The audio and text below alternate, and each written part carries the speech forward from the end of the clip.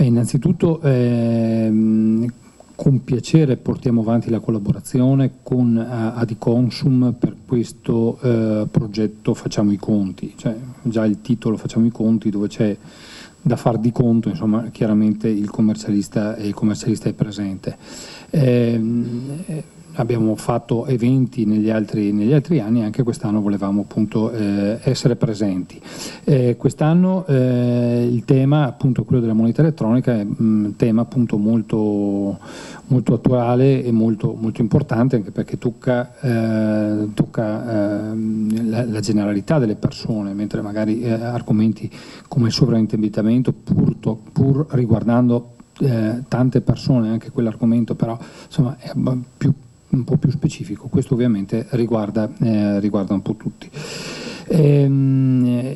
Condivido l'importanza appunto che si vada verso un utilizzo un po' più generalizzato della moneta elettronica anche nel nostro paese.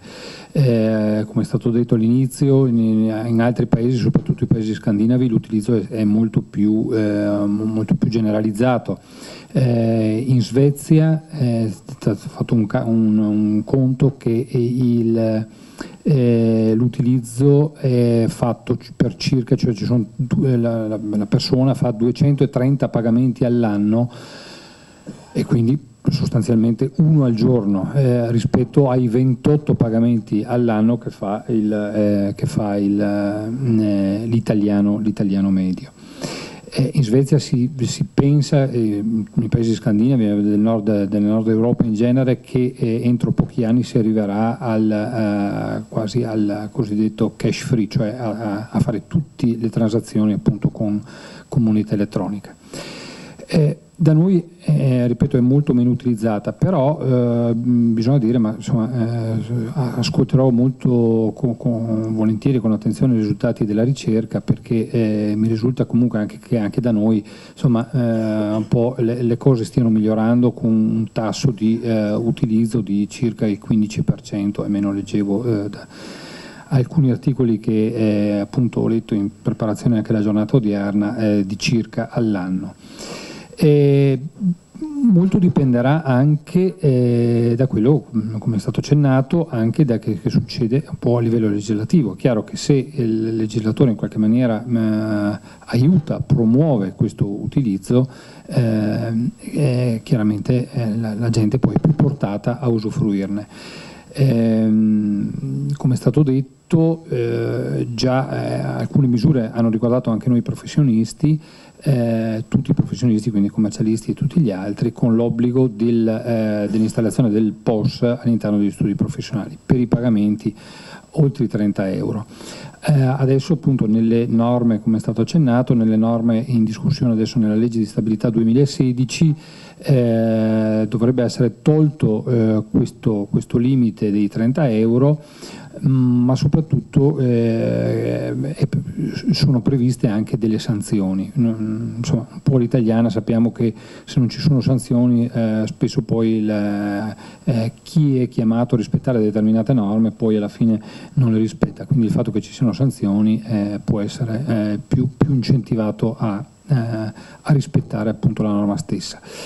Il discorso di 30 euro non ci, cioè vuol dire, forse non ci tocca più di tanto, perché noi, insomma, da noi pagamenti inferiori ai 30 euro è difficile che ci possano essercene, però diciamo che questa era una norma che insomma dalla categoria subito è stata vista con un certo sfavore, però insomma poi ci siamo abituati, anche perché io personalmente sono convinto che poi quando ci sono delle cose da fare, tutti devono fare la propria parte, per cui non possiamo dire che devono essere sempre gli altri che fanno qualcosa e poi personalmente poi non si segue un po' l'indirizzo, ma soprattutto appunto le norme stesse. Quindi importanza che questo utilizzo venga favorito anche dalle norme. Poi il discorso delle commissioni, e quindi che poi anche le commissioni bancarie siano siano adeguate, e poi ci siano anche degli adeguati strumenti di sicurezza. Adesso chiaramente anche il mondo si evolve, quindi ci sono strumenti molto moderni. Adesso leggevo appunto, basta avvicinare lo smartphone al POS per cui si fa direttamente la transazione, che questo è un vantaggio. Peraltro potrebbe anche costituire qualche problema, soprattutto per magari per le persone anziane, quindi anche questo è un problema. Quindi questo utilizzo deve essere visto soprattutto come facoltà, non come obbligo. In realtà poi anche gli anziani, abbiamo visto, utilizzano adesso con molta più facilità rispetto a una volta sia i moderni mezzi, quindi cellulari, tablet e quant'altro. Per cui insomma io sono convinto che il futuro effettivamente sia della moneta elettronica. Un cenno anche per quello che riguarda l'utilizzo del contante, riallacciandomi a quello che diceva il Presidente Zillio poco fa. Anche qui c'è tutta la discussione in piedi qual è la soglia corretta per appunto l'utilizzo del contante. Adesso c'è la discussione di portarla appunto dai 1.000 euro, la proposta di portarla a 1.000 euro e 3.000 euro. Ripeto, non so quale sia quella più corretta. Sicuramente posso dire che questa norma in generale, quindi aver posto dei limiti, che ricordo all'inizio erano addirittura i 25 milioni di lire, poi 12.500 e via via è stata ristretta, ha sicuramente consentito una diminuzione dell'evasione fiscale complessivamente intesa, anche se buona parte dell'evasione fiscale, ricordiamocelo, non è fatta tramite l'utilizzo del contante, ma anche tramite grandi operazioni straordinarie, soprattutto anche cartacee, di fatture false, eccetera, che non riguardano il contante. Però diciamo anche l'utilizzo del contante ha contribuito a questo.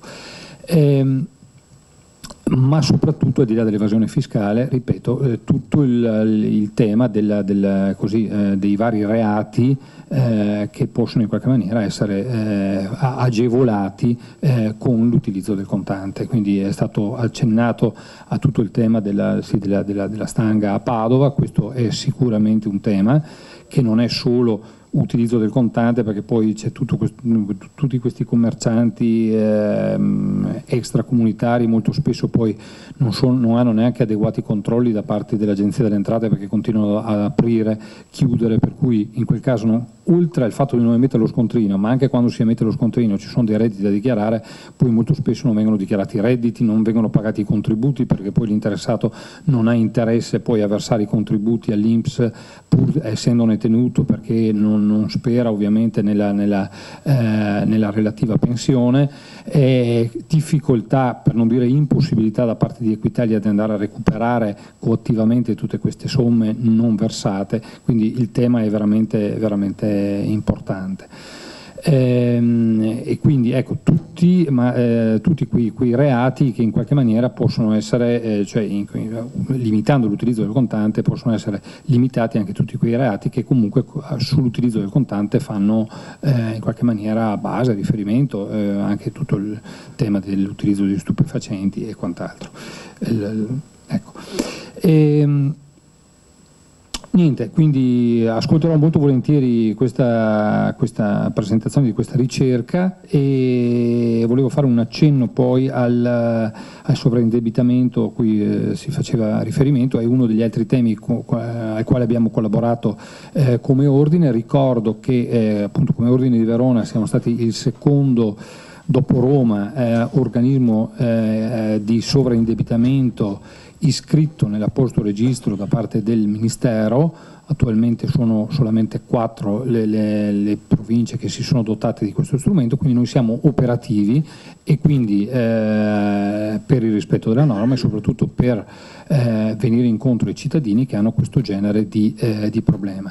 Ci hanno telefonato da province anche molto lontane, avendo visto che eravamo pronti. Hanno telefonato in questi giorni anche da Bolzano, uno da Foggia, per vedere se potevano venire a fare tutta la procedura tramite il nostro ordine. Abbiamo detto ovviamente di rivolgersi ai rispettivi ordini, ma insomma noi ci siamo insieme con Adiconsum, lo sappiamo, per essere al fianco di chi è in difficoltà, di cittadini, e quindi fare anche da questo punto di vista insomma, la nostra parte.